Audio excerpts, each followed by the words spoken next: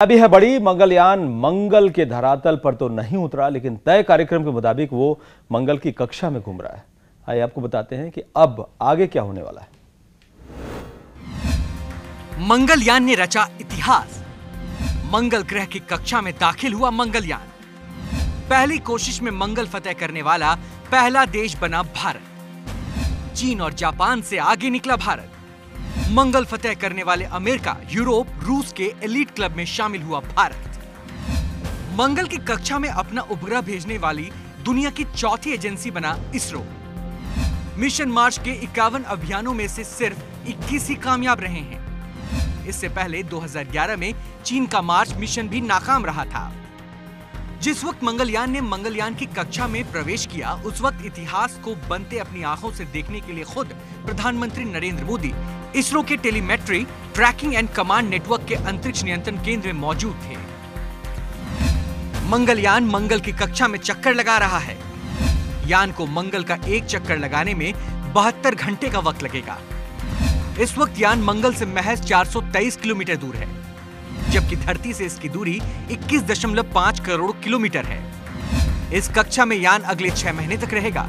अब ये जान लीजिए कि अगले 6 महीने तक अंतरिक्ष में मंगल की कक्षा में ये क्या करेगा मंगलयान। यान मंगल के वायुमंडल और सतह का नक्शा बनाएगा। मंगल ग्रह की रंगीन तस्वीरें भेजेगा। यान पर 5 उपकरण लगे हैं। इनके जरिए मंगल पर मीथेन गैस का पता चलेगा। इससे पता चल जाएगा कि क्या मंगल पर कभी जीवन था। थर्मल सेंसर के जरिए मंगल के मौसम में बदलाव की वजह का भी पता लगेगा।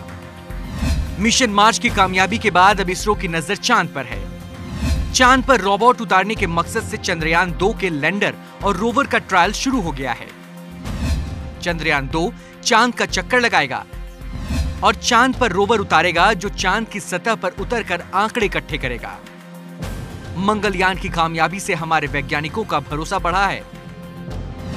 चंद्रयान के साथ ही इसरो मैन्ड मिशन पर भी काम कर रहा है, जो 3 साल बाद शुरू होगा। और अगर सब कुछ सही तरीके से चला तो 2020 में इसरो अंतरिक्ष में मानव मिशन भेजेगा। Bureau report, B7 news. तो देश के वैज्ञानिक भी इसे बेमिसाल कामयाबी बता रहे हैं।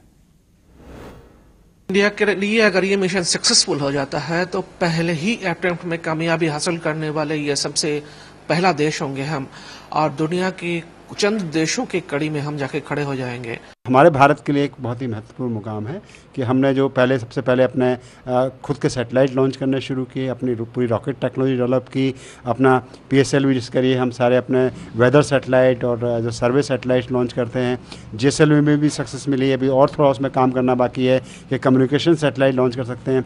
मार्स के ऑर्बिट में चला गया, ये अपने आप में एक बहुत बड़ी अचीवमेंट है, क्योंकि किसी भी देश ने पहली बारी प्रयास किया हो और वो सफल रहा हो, वो आज तक नहीं हुआ है।